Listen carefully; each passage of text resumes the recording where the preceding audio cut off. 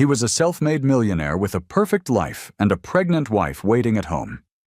But Richard Hallberg risked it all for a secret getaway to Bora Bora with his stunning mistress, Clara. He thought he had the perfect cover story: a boring business conference in Tokyo. He believed his wife, Samantha, was too naive, too in love to ever suspect. He was wrong. While he was sipping champagne in paradise, Samantha wasn't just crying. She was plotting. And what she did next didn't just shock him, it systematically destroyed his entire world. The scent of money was the first thing you noticed in Richard Hallberg's world.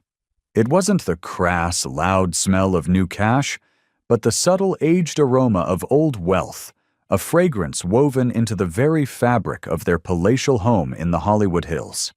It clung to the plush, cream-colored carpets, the original Rothkos hanging on the walls, and the floor-to-ceiling glass windows that offered a panoramic view of a Los Angeles that seemed to bow at their feet. For Samantha Hallberg, who was 7 months pregnant, this scent had started to feel less like a perfume and more like a beautifully crafted anesthetic, numbing her to the gilded cage she had willingly walked into. She stood before the vast expanse of glass, one hand resting protectively on the perfect swell of her belly, watching the city lights begin to twinkle like a fallen constellation. Richard was behind her, his voice a low, persuasive hum as he spoke on the phone. He was always on the phone. No, Peter. The deal has to close by Friday. I don't care what you have to do. I'll be incommunicado for a week. A complete digital detox," he said, a small, self-satisfied smile playing on his lips. Samantha didn't turn around. She knew that smile. It was the one he wore when he was orchestrating a particularly ruthless corporate takeover, or when he was lying. Lately, the two had become indistinguishable. "A digital detox," she murmured to the reflection of her tired face in the window. The woman staring back at her looked like a stranger. Her once vibrant eyes, the color of warm honey, were now clouded with a perpetual sadness. Her blonde hair, usually styled to perfection, was pulled back in a simple, unadorned ponytail. Pregnancy had softened her features, but anxiety had sharpened them, creating a portrait of weary beauty. Richard ended his call with a decisive snap of his designer phone case. He crossed the room in 3 long, confident strides, his expensive Italian leather shoes making no sound on the thick rug. He wrapped his arms around her from behind, his chin resting on her shoulder. He was a handsome man, with sharp, intelligent features, piercing blue eyes, and a charisma that could charm the most hardened cynic. It was this charisma that had captured her heart, made her believe in his promises of a shared future, a partnership. "Thinking about baby names again?"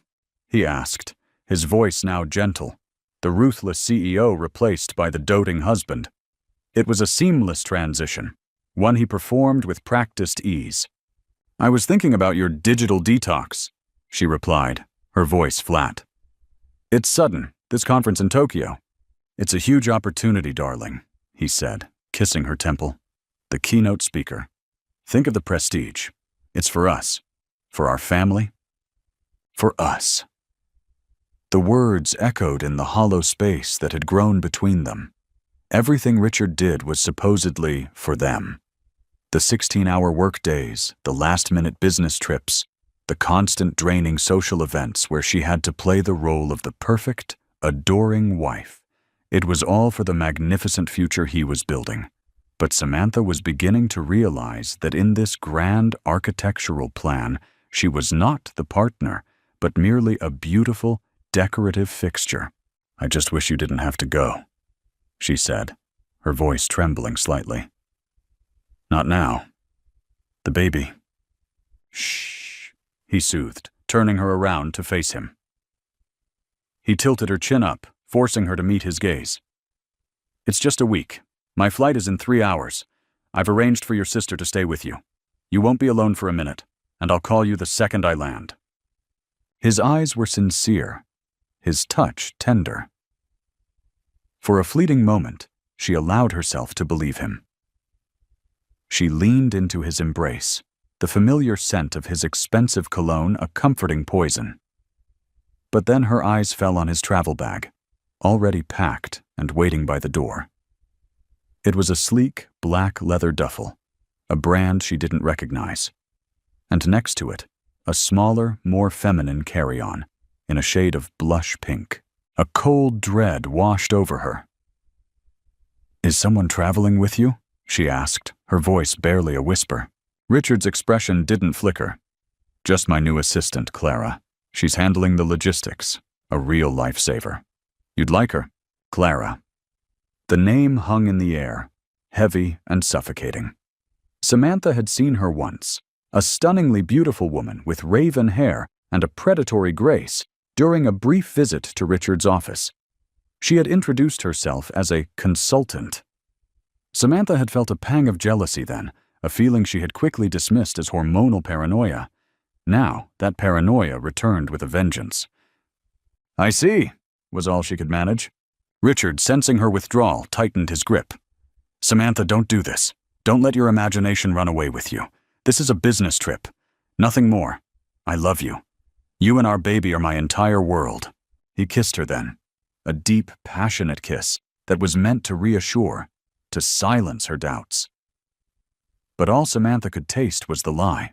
3 hours later, she stood at the same window, watching the black town car that carried her husband disappear down the winding driveway. Her sister Erin was bustling around in the kitchen, her cheerful chatter about baby-proofing the mansion a stark contrast to the storm raging inside Samantha. She felt a kick, a sharp, insistent reminder of the life growing within her. Her son. A son who would be born into this gilded cage. A son who would have a father who was a master of deception. A sudden, fierce resolve ignited within her. It was a feeling she hadn't experienced in years, a spark of the determined, independent woman she had been before Richard had swept her off her feet and into his carefully constructed world. She would not let her son grow up in a house built on lies. With a newfound purpose, she walked over to Richard's home office, a room she rarely entered. It was his sanctuary, a testament to his power and success. The large mahogany desk was neat, almost sterile. But Samantha knew Richard. He was a man of contingencies, of hidden compartments and secret codes. Her eyes scanned the room, searching for something out of place. And then she saw it. Tucked away on a bookshelf, behind a row of leather-bound first editions, was a small, unassuming black notebook. It was the kind of thing most people would overlook. But Samantha had seen him write in it once, late at night, when he thought she was asleep. Her heart pounding, she took the notebook down. It wasn't locked. With trembling hands, she opened it. The pages were filled with Richard's neat, precise handwriting. It wasn't business notes or stock market figures. It was a log, a detailed, meticulous log of his affair with Clara. Dates, locations, expensive gifts, and at the end, a detailed itinerary for their business trip to Tokyo. Except they weren't going to Tokyo. They were going to Bora Bora. The notebook fell from her numb fingers. The city lights outside blurred into a meaningless smear of color. The gilded cage had shattered, and Samantha was finally, terrifyingly, free. The world tilted on its axis. For a long moment, Samantha couldn't breathe. The air in the opulent office, usually kept at a precise, cool temperature, felt thick and suffocating. The notebook lay on the floor, its pages splayed open like a fallen bird, the neat, damning script a testament to a life she never knew she was living. Bora Bora. The name itself was a mockery, a paradise destination for a love that was a complete fabrication. Her knees gave way, and she sank onto the plush carpet, a silent scream trapped in her throat. The pain was a physical entity, a shard of ice piercing her heart and spreading its tendrils through her veins. Every memory, every shared laugh, every tender touch was now tainted, replaying in her mind as a scene from a well-rehearsed play. She was the unwitting audience, the fool who had given a standing ovation to a performance of deceit. Tears finally came. hot and furious, blurring the city lights into a chaotic swirl of neon. She wept for the woman she had been, the hopeful, trusting girl who had fallen in love with a charismatic illusion. She wept for the baby inside her, an innocent soul tethered to a legacy of lies. The weight of the betrayal was crushing, a physical pressure on her chest that made it hard to draw a full breath. "Samantha, what's wrong? I heard a thud." Erin's voice cut through the fog of her grief. Her sister stood in the doorway, her cheerful expression dissolving into one of deep concern as she took in the scene. Samantha on the floor, the scattered notebook, the raw despair on her face. "Oh, honey," Erin whispered, rushing to her side and gathering her into a fierce embrace. She didn't ask questions, not at first. She just held her, her solid, comforting presence a lifeline in the swirling vortex of Samantha's emotions. Erin, with her practical nature and no-nonsense attitude, had always been Samantha's anchor. She had been wary of Richard from the start, her skepticism a quiet hum beneath the loud chorus of his charm. He's... Samantha couldn't form the words. She could only point a trembling finger at the notebook. Erin picked it up. Her eyes, a shade of green so different from Samantha's honey brown, scanned the pages, her expression hardening with each line. The silence in the room was broken only by Samantha's ragged sobs. When Erin finally looked up, her face was a mask of cold fury. "That son of a bitch," she said, her voice low and dangerous. "He's not in Tokyo." "Bora Bora," Samantha choked out. "With her, Clara." "I'm going to kill him," Erin declared, her hands clenching into fists. "I'm going to fly to Bora Bora and I'm going to—" "No," Samantha said, her voice surprisingly firm. The fire in Erin's eyes had ignited something in her. The initial shock was beginning to recede, replaced by a cold, clear anger. Crying wouldn't change anything. Falling apart was what he would expect. It was what he counted on. The docile, dependent wife, too broken to fight back. She pushed herself up, using Erin's arm for support. She wiped her tears with the back of her hand, her gaze falling on her reflection in the darkened window.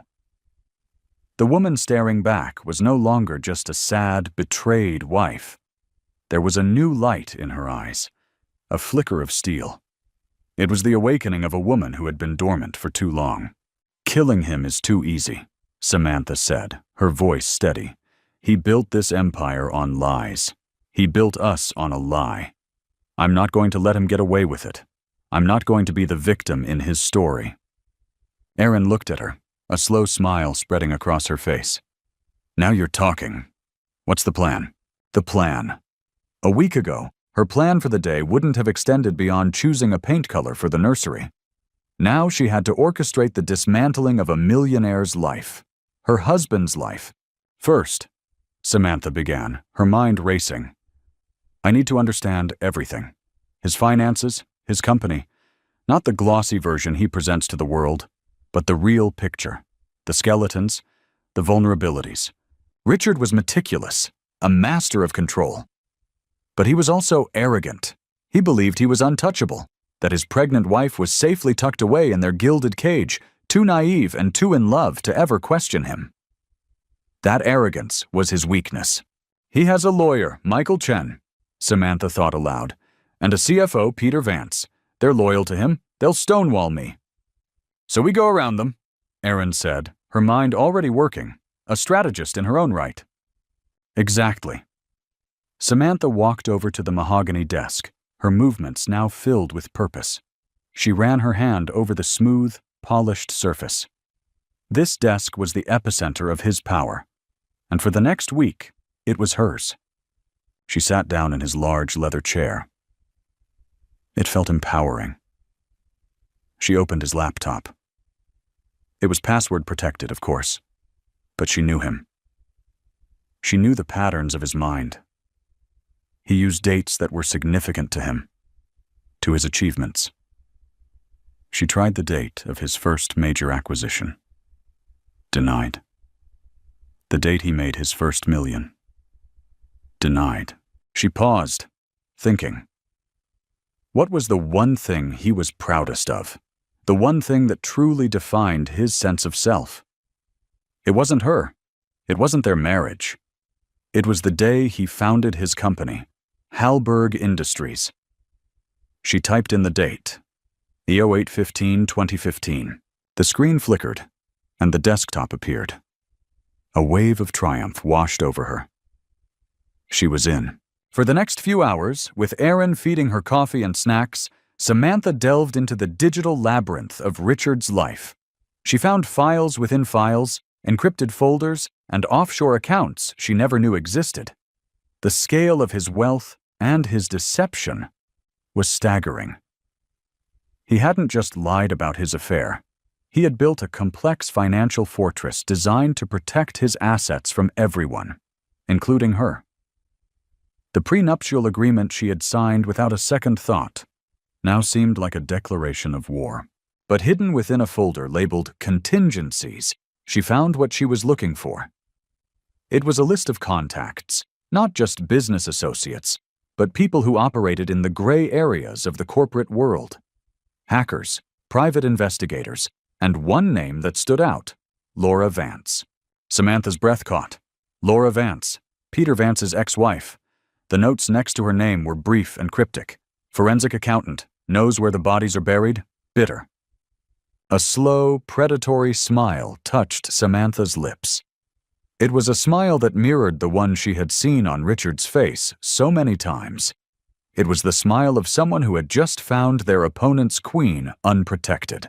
She picked up the phone, her hand steady. She ignored the expensive multi-line office phone on the desk and used her own personal cell. She looked at Erin, her eyes blazing with a newfound fire. "It's time to make a call," she said. She dialed the number. It rang twice before a crisp, professional voice answered. "Laura Vance." "Ms. Vance," Samantha said, her voice calm and clear, betraying none of the turmoil that had racked her just hours before. "My name is Samantha Hallberg. I'm Richard Hallberg's wife.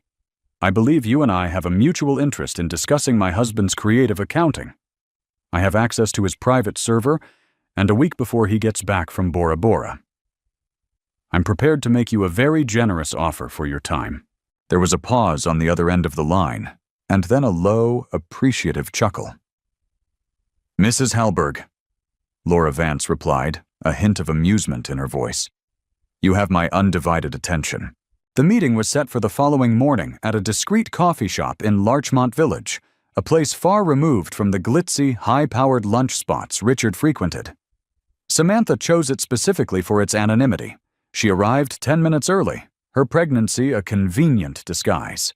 People tended to look away from heavily pregnant women, their gazes softening with a kind of gentle pity, assuming a vulnerability that, for Samantha, had become a shield. She had dressed carefully, not in the designer labels Richard preferred, but in a simple, elegant maternity dress that spoke of quiet confidence, not inherited wealth. She had spent the night not sleeping, but studying. With Erin by her side, she had navigated the labyrinth of Richard's files, downloading everything that seemed important onto a heavily encrypted hard drive. The scale of his financial duplicity was breathtaking. It wasn't just about hiding money. It was about creating an entirely separate financial identity, a shadow empire built on shell corporations and offshore accounts. Laura Vance arrived exactly on time. She was a woman in her late 40s, with sharp, intelligent eyes that seemed to miss nothing. She was impeccably dressed in a tailored pantsuit, her salt and pepper hair cut in a chic, no-nonsense bob. She exuded an aura of competence and contained fury. She was, Samantha realized, a woman who had been underestimated before and had made those who did so regret it profoundly. "Mrs. Hallberg," Laura said, her voice as crisp as her suit, as she slid into the booth opposite Samantha. She didn't offer a handshake. "Ms. Vance, thank you for meeting me," Samantha replied, her own voice steady. A waitress appeared, but Laura waved her away. "I'm not here for coffee. You said you had something for me." Samantha slid the encrypted hard drive across the table. "This is a complete mirror of my husband's private server. I believe you'll find the files under Project Nightingale particularly interesting. It seems to be his name for the financial infrastructure he set up to, shall we say, minimize his marital assets. Laura's eyebrows shot up. She pulled a small, sleek tablet from her briefcase, connected the drive, and within seconds, her fingers were flying across the screen. For several minutes, the only sound was the clatter of the coffee shop and the soft tapping of Laura's fingers. Samantha waited, her heart pounding a steady rhythm against her ribs. Finally, Laura looked up, a slow, dangerous smile spreading across her face. It was the smile of a predator who had just been handed the keys to the zoo. Project Nightingale, she mused. How poetic. The man always did have a flair for the dramatic. This is comprehensive. I was hoping you'd think so, Samantha said. Peter, my ex-husband, he was the architect of all this, Laura said, her eyes scanning the files with a mixture of professional admiration and personal disgust. I always knew he was brilliant, but I never thought he'd be this reckless. This is financial artistry, and it's monumentally illegal. I need to know everything, Samantha said, leaning forward. Every shell corporation, every hidden account, every asset he thinks is untouchable. I don't just want a divorce, Ms. Vance. I want to dismantle his empire. I want to take back what he stole from me and what he plans to steal from our son. Laura studied her for a long moment, her sharp gaze assessing, calculating. This isn't just about the money for you, is it? No, Samantha admitted, her voice dropping to a whisper. It's about justice. He built a life on the assumption that I was a fool. He needs to learn that I'm not. Good, Laura said with a decisive nod. Because a purely emotional client is a liability. A vengeful one, however, can be a great asset. This goes beyond a simple divorce settlement. We're talking about wire fraud, tax evasion, money laundering. If we play this right, Richard won't just lose his money, he could lose his freedom. The words hung in the air, heavy with consequence. The thought of Richard in prison sent a shiver down Samantha's spine, a mixture of fear and a dark, satisfying thrill. What do you need from me? Samantha asked. Access, Laura replied. Continued access to his network, if you can maintain it, and complete trust. I'm going to bring in a legal team, the best white-collar crime specialists in the country. They're sharks, Samantha. Once they smell blood, they don't let go. But they're expensive. Very expensive. I have some funds of my own, Samantha began, thinking of the trust fund her parents had left her, a sum that now seemed pitifully small compared to Richard's vast fortune. Laura held up a hand. Don't worry about that. We'll make Richard pay for his own destruction. There's a provision in many prenuptial agreements, even ironclad ones like yours, for discovery and legal fees if one party can be proven to have engaged in fraudulent concealment of assets. And oh, he has, beautifully so. She pointed to a file on her tablet. Look here, a Cayman Islands Corporation, Seraphim Holdings.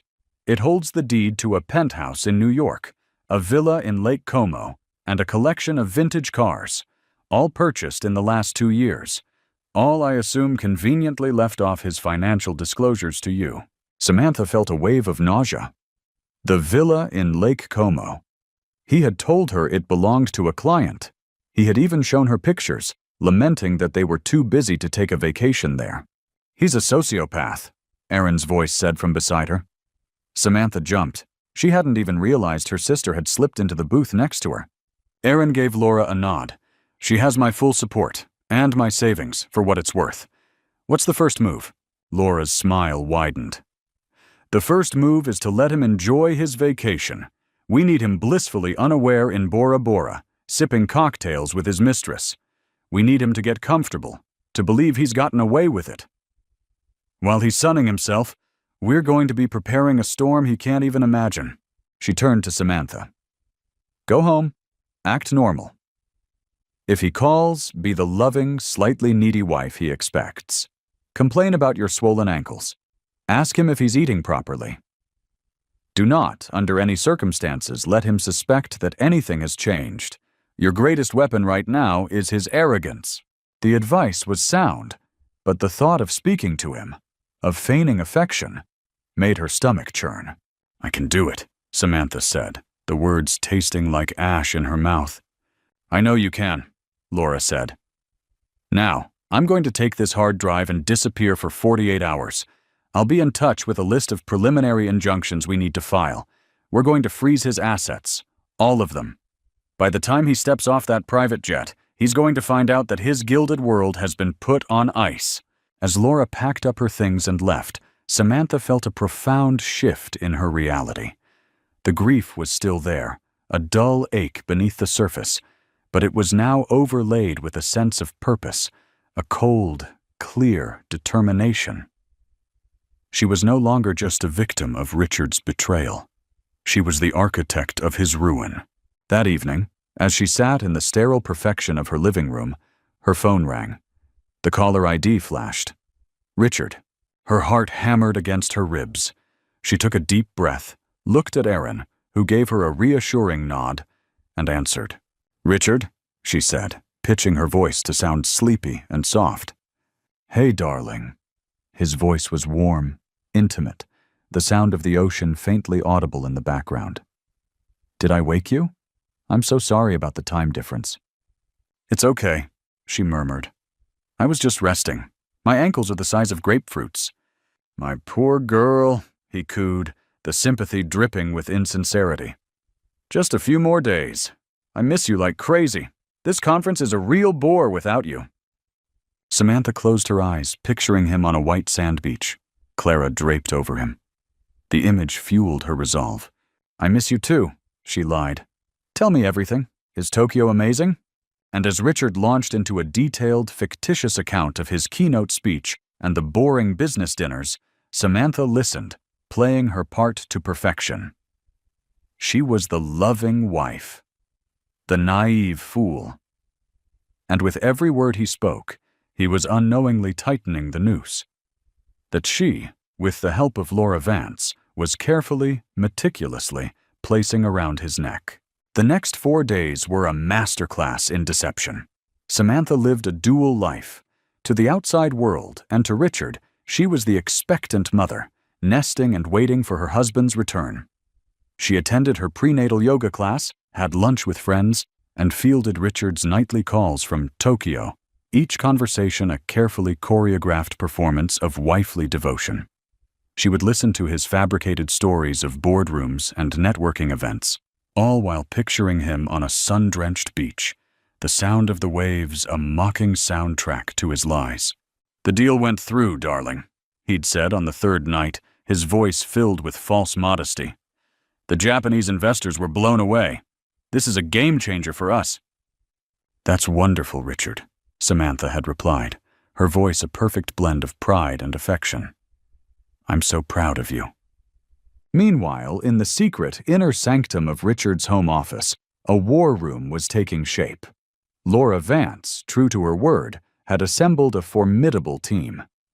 There was Jonathan Marks, a silver-haired, shark-like lawyer whose specialty was eviscerating corporate titans on the witness stand, and a young, tech-savvy paralegal named Sophie, who could navigate the dark corners of the internet with terrifying efficiency. They worked with a quiet, focused intensity, fueled by coffee and a shared sense of righteous purpose. The mahogany desk was now covered in laptops, legal documents, and complex diagrams mapping out Richard's financial empire. Laura was the general, directing her troops with precision. "He's using a series of interlocking LLCs to obscure ownership of the real estate," Laura explained, pointing to a flowchart on a large monitor. "It's a classic Russian nesting doll structure, but he made a mistake. He used the same law firm in the Bahamas to register 3 of the key holding companies. That's our entry point." Samantha found herself surprisingly adept in this new world. Her art history degree, which Richard had often patronizingly dismissed as a cute hobby, had trained her to see patterns, to understand provenance, and to trace the history of an object, or in this case, a transaction. She was able to connect dots that even Laura's team had missed, linking a shell corporation to the purchase of a specific piece of art, a multi-million-dollar Basquiat that Richard had claimed was a long-term lease. It's not leased, Samantha had said, pointing to the documents she'd unearthed from a folder labeled Household Insurance. He bought it outright at a private auction in Geneva. He used a proxy bidder, but the insurance policy is in the name of Oak Haven Enterprises, which is another one of his shell companies. Jonathan Marks had looked at her with newfound respect. Mrs. Halberg, you have a gift for this. My husband provided an excellent education in the art of deception, she had replied dryly. Her greatest contribution, however, was the Trojan horse. On the fourth day, Sophie, the paralegal, hit a wall. I can't get past this final firewall, she said, frustrated. It protects his personal trading account, the one he uses for his most sensitive stock manipulations. It's a proprietary encryption, something I've never seen before. This was the heart of the operation, the account that held the bulk of Richard's liquid wealth, the money he could move quickly and easily. Without access to it, their asset freezing strategy would be incomplete. Samantha looked at the screen, at the lines of code that represented a digital fortress. She thought about Richard, about his arrogance, his belief in his own intellectual superiority. His password for the laptop had been an act of hubris. This would be too.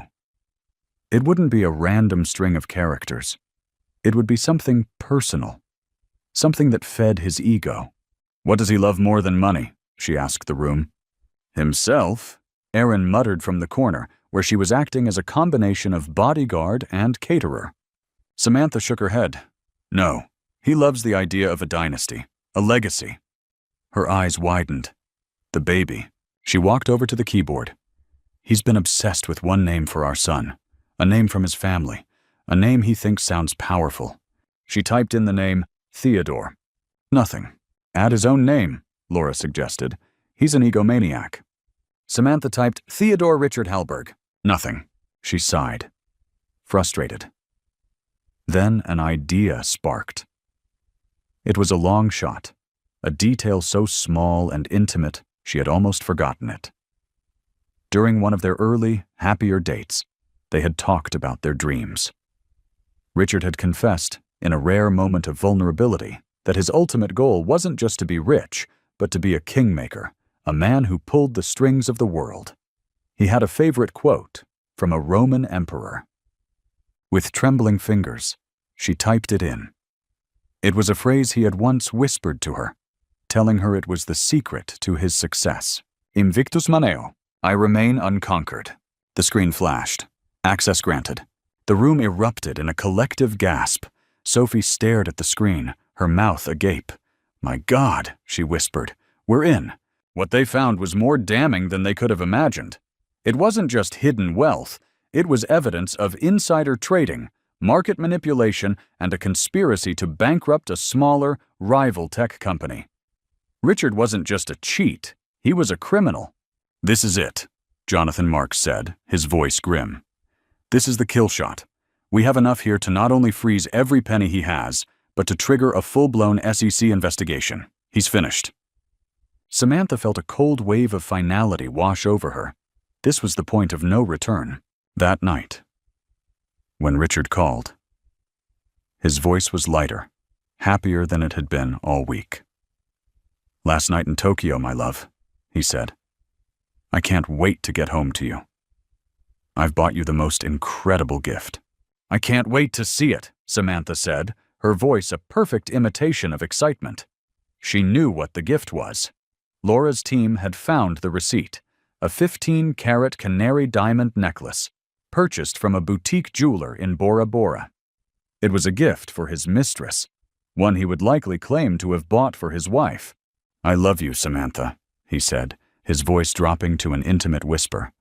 I love you too, she replied, and for the first time the lie didn't taste like ash. It tasted like victory. After she hung up, she turned to her team. He's coming home tomorrow. Is everything ready? Jonathan Marks nodded, a grim smile on his face. The injunctions will be filed the moment the banks open in New York. The SEC will receive an anonymous tip with the contents of this hard drive an hour later. By the time his plane touches down in Los Angeles, his credit cards will be declined, His bank accounts will be frozen, and his company's stock will be in freefall. Samantha took a deep breath.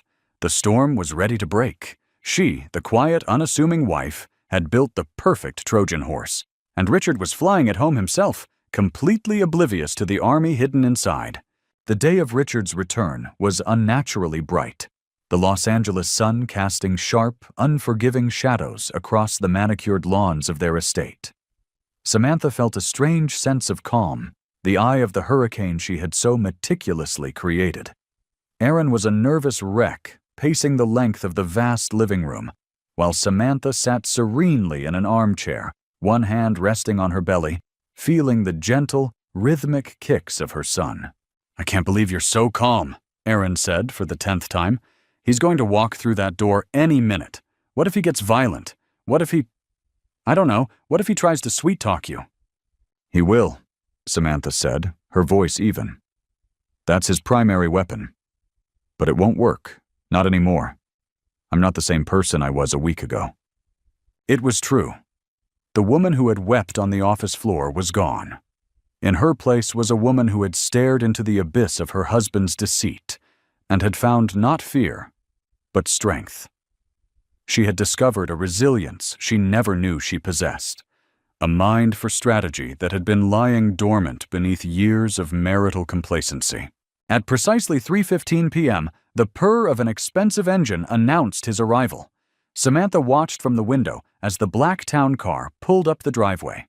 The driver opened the rear door, and Richard emerged, looking tanned, rested, and infuriatingly handsome in a crisp linen shirt and designer sunglasses. He exuded the casual confidence of a man who owned the world. A moment later, a second figure emerged from the car. Clara. She was even more beautiful in person, with a model's figure and an air of sultry entitlement. She laughed at something Richard said, placing a familiar hand on his arm. The gesture was so casual, so proprietary, it sent a fresh wave of anger through Samantha. "The nerve!" Aaron hissed, standing beside her at the window. "He brought her here? To your home?" "He's arrogant," Samantha said, her voice cold. "He believes he's untouchable. He thinks I'm a fool. He's about to learn how wrong he is." They watched as Richard handed Clara her blush-pink carry-on, gave her a discreet but lingering kiss on the cheek, and sent her on her way in the same car. Then he turned towards the house, his face transforming, the smug lover replaced by the eager, returning husband. Samantha moved away from the window and took her position in the center of the living room. Aaron stood a few feet behind her, a silent, supportive sentinel. The front door opened. "Darling, I'm home!" Richard's voice boomed through the marble foyer. He strode into the living room, his arms open wide, a dazzling smile on his face. "There's my beautiful wife. God, I've missed you." He moved to embrace her, but Samantha held up a hand, stopping him in his tracks. The smile on his face faltered, replaced by a flicker of confusion. "Richard," she said, her voice clear and steady. "We need to talk."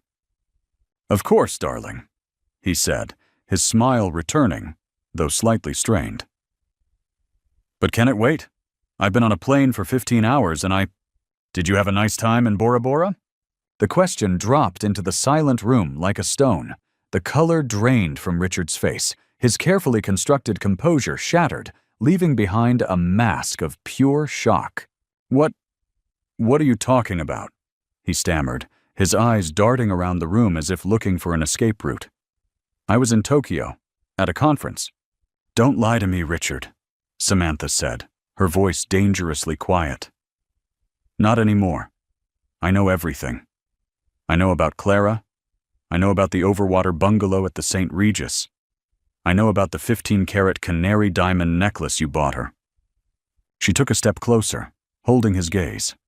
"And I know about Project Nightingale. I know about Seraphim Holdings, the penthouse in New York, the villa in Lake Como. I know about the insider trading, the market manipulation, the conspiracy to defraud your rivals." Richard stared at her, his mouth opening and closing like a fish out of water. He looked from Samantha's cold, resolute face to Aaron's furious one. The hunter had just realized he was the one in the trap, How? He whispered, the single word encompassing a universe of disbelief. You underestimated me, Samantha said simply. You thought I was just a pretty accessory to your perfect life. You were wrong. His shock was rapidly turning to anger. You went through my things? My computer? He snarled, his voice a low growl. You have no idea what you've done. Oh, I think I do, Samantha replied calmly. I've simply leveled the playing field. Just then, Richard's phone buzzed. He glanced at it, his expression turning from anger to panic. It buzzed again, and again, a relentless cascade of notifications. What's happening? He demanded, his eyes wide with fear as he scrolled through the messages. My accounts. They're frozen. My credit cards are being declined. The stock. It's plummeting. What did you do? I did what you taught me to do, Richard, Samantha said. I protected my assets. Our son's assets. He looked at her. Truly looked at her. For the first time in years. He wasn't seeing the docile, adoring wife.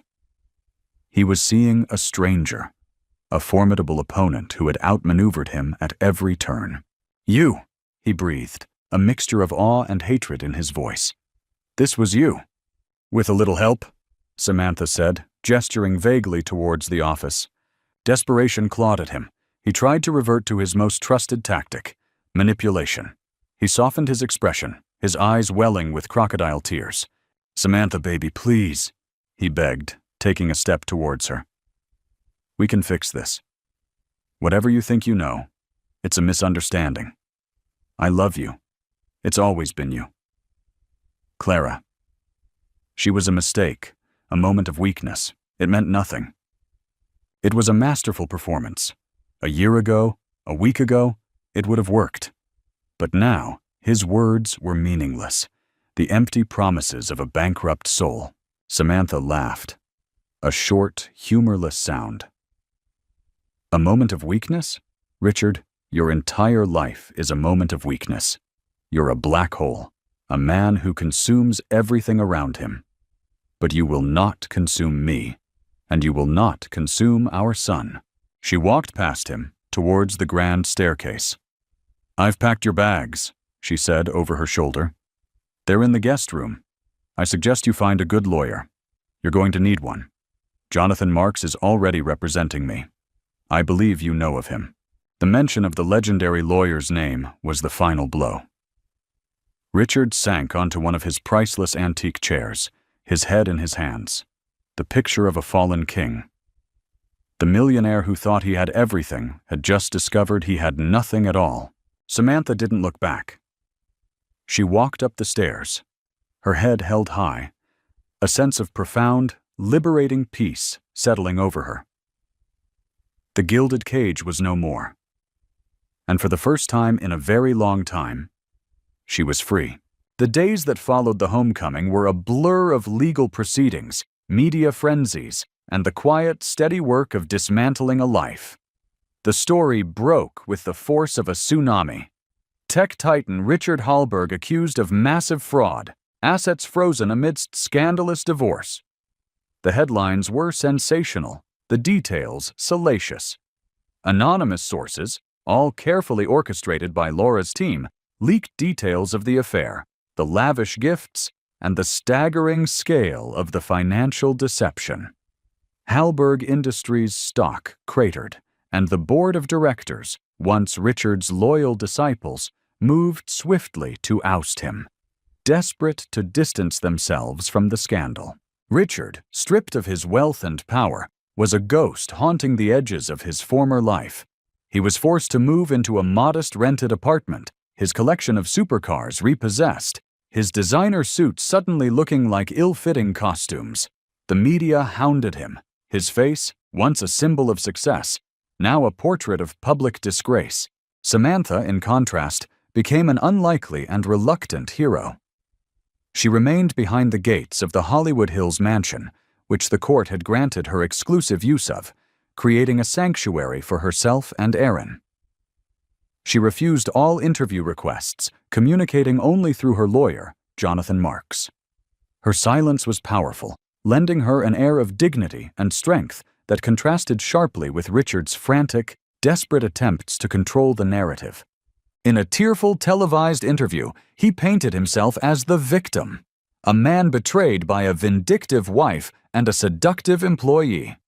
He claimed Samantha was mentally unstable, her actions driven by postpartum hormones. He tried to discredit Laura Vance, calling her a bitter ex-wife with a vendetta. "He's predictable," Laura had said during one of their strategy meetings in Samantha's sun-drenched kitchen. "When a narcissist loses control, he has only two moves: play the victim or burn everything to the ground. He's trying to do both." But his attempts were futile. The evidence Samantha had gathered was irrefutable. The SEC investigation was proceeding at lightning speed, and whispers of a federal indictment were growing louder. For Samantha, the victory was bittersweet. There was a grim satisfaction in seeing justice served, but there was no joy in witnessing the complete destruction of the man she had once loved. In the quiet moments, when the lawyers were gone and the house was still, a profound sadness would wash over her. She mourned not for the man Richard had become, but for the man she thought he was, for the future she had believed they would have. "Are you okay?" Aaron asked one evening, finding Samantha in the nursery, silently rocking in the chair they had picked out together. The room was painted a soft, calming blue, filled with the promise of a new life. "I will be," Samantha replied, managing a small smile. "It's just complicated. I thought my life was a fairy tale, and it turned out to be a cautionary one." "It's a comeback story," Aaron corrected her gently. "And the best part is just beginning." Aaron was right. Amidst the chaos of the legal battle, a new life was taking shape, not just for her baby, but for Samantha herself. Stripped of the identity of Richard Hallberg's wife, she was rediscovering the woman she had been before. She started painting again, setting up an easel in a sunlit corner of the house.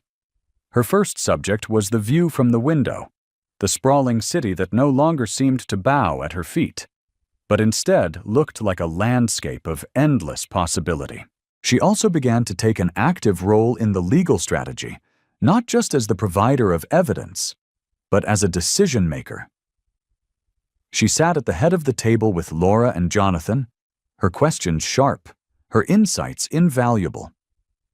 She was learning about finance, about corporate law, about the intricate dance of power and money. One of the most surprising developments was her relationship with Laura Vance. The two women, brought together by the shared experience of being betrayed by a Hallberg man, forged an unlikely bond. They discovered a mutual respect that blossomed into a genuine friendship. "You know," Laura said one afternoon over lunch, "I've spent my career cleaning up the messes of powerful men. But you're the first wife who didn't just want a settlement. You wanted to burn the whole corrupt system down and plant a garden in the ashes." Samantha laughed. "Is that what I'm doing?" "That's exactly what you're doing," Laura confirmed. "You've taken control of Hallberg Industries. The board is in chaos. They need a leader.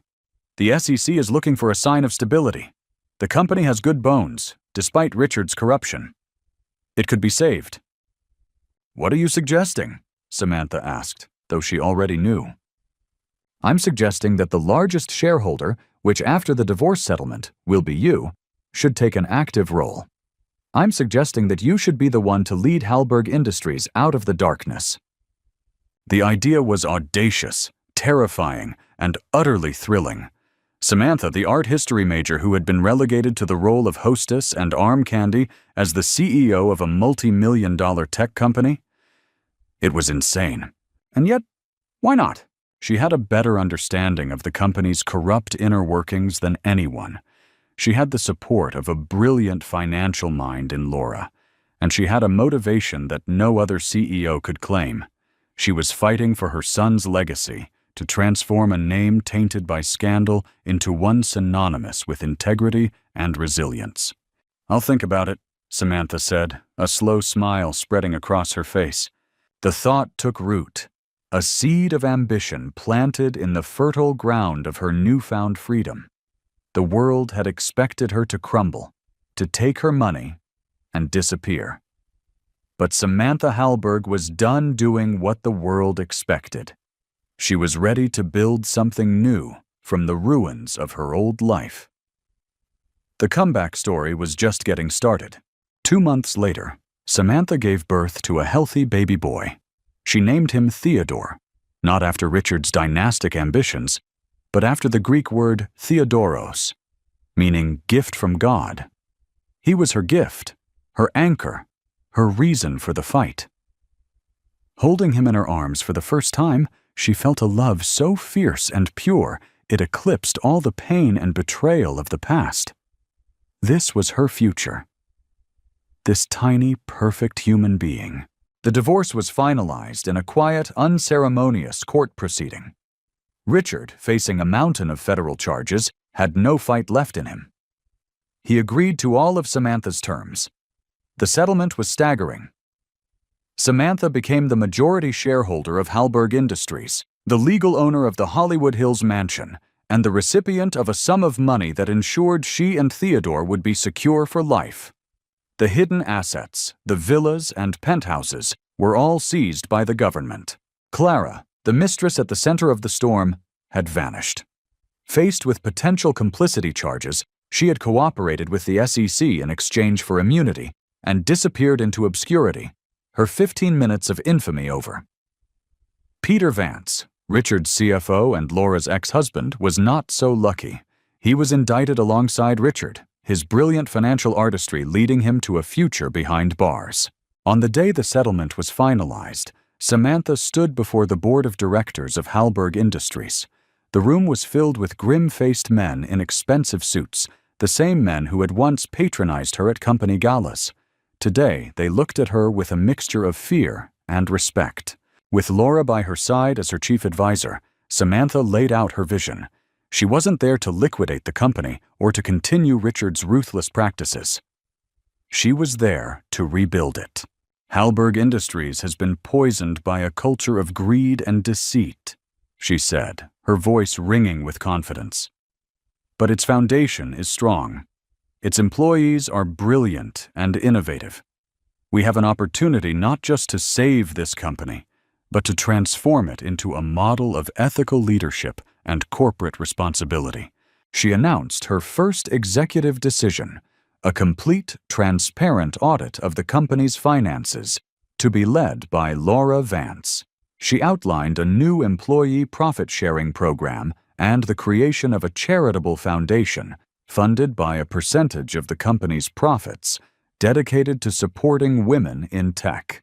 It was a radical vision, a complete departure from Richard's cutthroat ethos.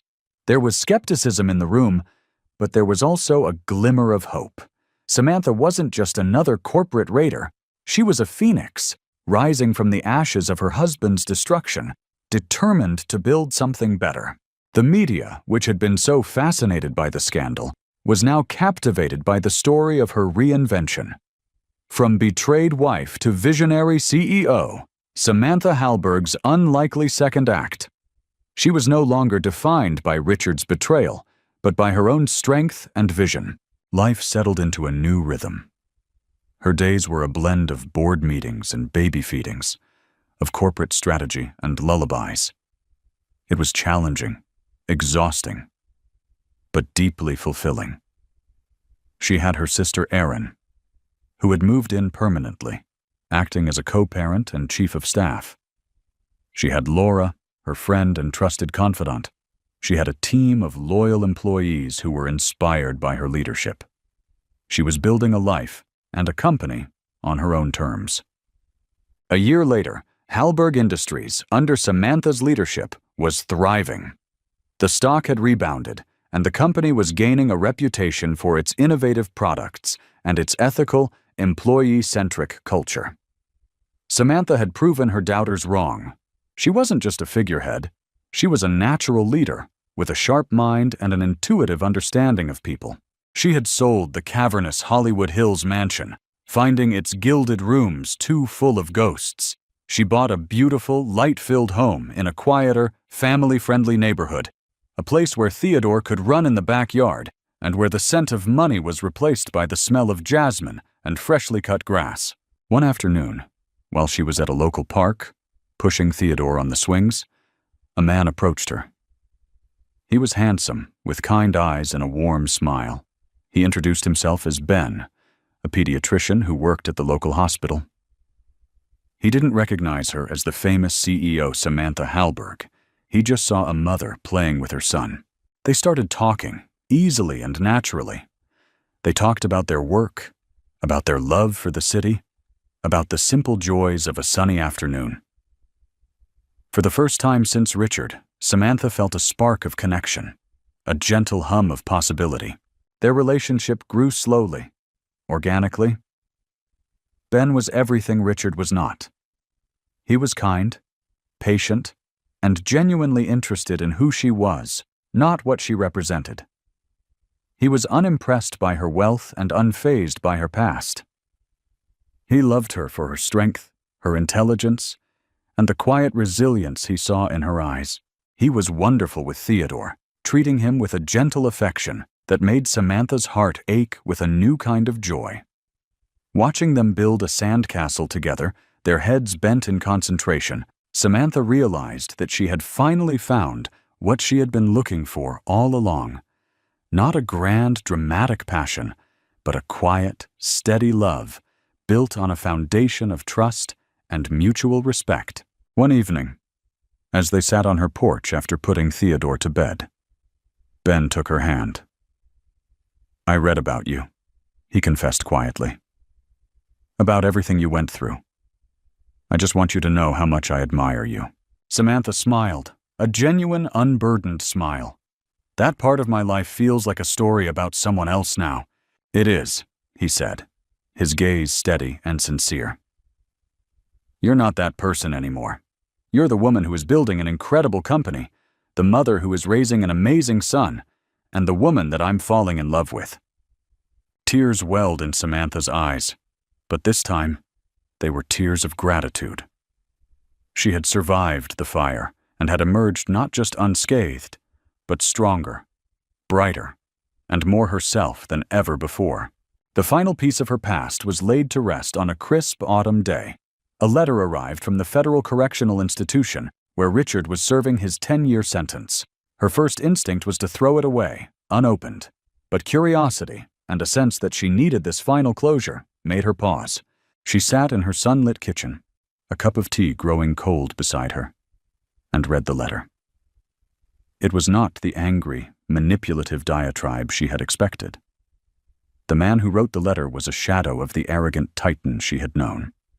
He was broken, humbled, and seemingly, finally, remorseful. "Samantha," it began, "I know I have no right to ask for your forgiveness. What I did to you, to our family, is unforgivable. I spent my life building an empire of lies, and I lost the only things that ever truly mattered. I was a fool, blinded by my own ego. I hear things, even in here. I hear about what you've done with the company. You've made it something better, something I never could have. You've built it on a foundation of integrity. You were always the better part of me, and I was too stupid to see it. I don't expect a reply. I don't deserve one. I just wanted you to know that I see you. I finally see the incredible woman you are. I hope one day you can tell our son that his father made a terrible mistake, but that his mother was strong enough to build a better world from the wreckage. Be happy, Samantha. You've earned it. Yours, Richard." Samantha folded the letter, a single tear tracing a path down her cheek. It wasn't a tear of sadness, but of release. The final ghost had been exorcised. She looked out the window at her beautiful, ordinary life. Theodore was chasing butterflies in the garden, his laughter echoing in the clear air. Ben was due home soon, and they were going to cook dinner together. Later, she had a proposal to review for a new, groundbreaking piece of technology her company was developing. Her life was full, not with the empty opulence of the past, but with the rich, meaningful texture of love, purpose, and connection. She thought of the password that had been the key to his downfall, the key to her freedom. Invictus Maneo. I remain unconquered. Richard had thought it applied to him, but he had been wrong. It was her mantra all along. She had faced betrayal, heartbreak, and public scandal, and she had not only survived, but she had triumphed. She had remained unconquered, and in doing so, she had found a life more valuable than any fortune, a love more real than any fairy tale, and a strength she never knew she had. She was, finally, and completely, free. In the end, this was never just a story about a millionaire and his mistress. It was about the incredible, unshakable power of a woman who refused to be a victim. Samantha Hallberg didn't just get revenge, she got redemption. She transformed her pain into purpose, turning the ruins of a life built on lies into the foundation of an empire built on integrity. She proved that the greatest strength isn't found in wealth or power, but in resilience, authenticity, and the courage to rewrite your own story. Her journey is a powerful reminder that even when your world shatters, you have the power to build a new one, stronger and more beautiful than before. What did you think of Samantha's incredible transformation? Let us know in the comments below. If you were inspired by her story of strength and resilience, don't forget to like this video, share it with someone who needs to hear this message, and subscribe to our channel for more unforgettable stories.